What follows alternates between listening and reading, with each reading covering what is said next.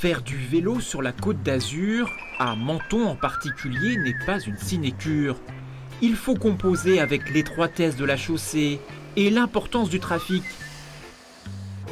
Depuis quelques jours pourtant, les cyclistes ont peut-être trouvé leur salut avec cette piste longue de 750 mètres, séparée des voitures, flambant neuve, qui ne laisse pas indifférent.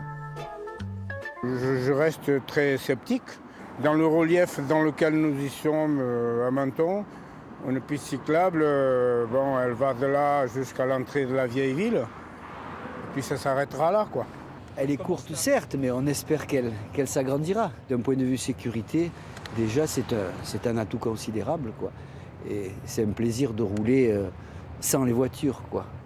Dans la cité du citron, c'est un peu une révolution, car l'ancienne majorité avait toujours repoussé le projet au nom de la sacro-sainte automobile.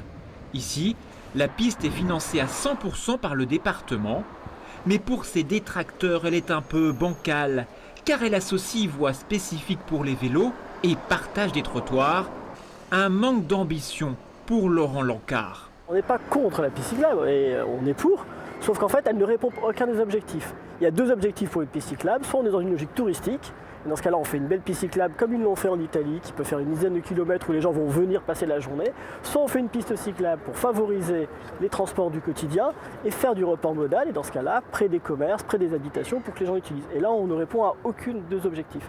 En matière de pistes cyclables, on cite souvent les pays du nord de l'Europe, plutôt avant-gardistes.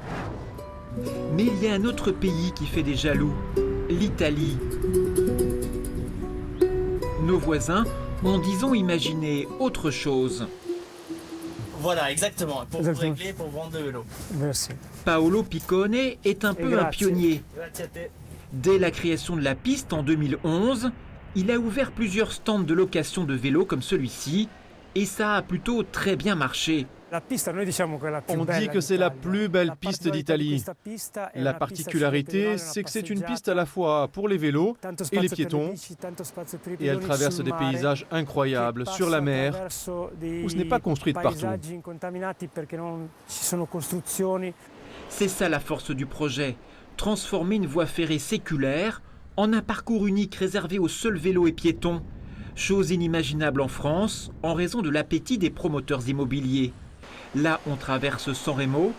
Ici, on passe sous un tunnel de quelques centaines de mètres. Le parcours totalise 30 km en ces différents points.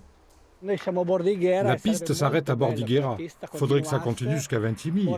Et puis, pourquoi pas aller jusqu'à Menton? Même, ce serait vraiment bien.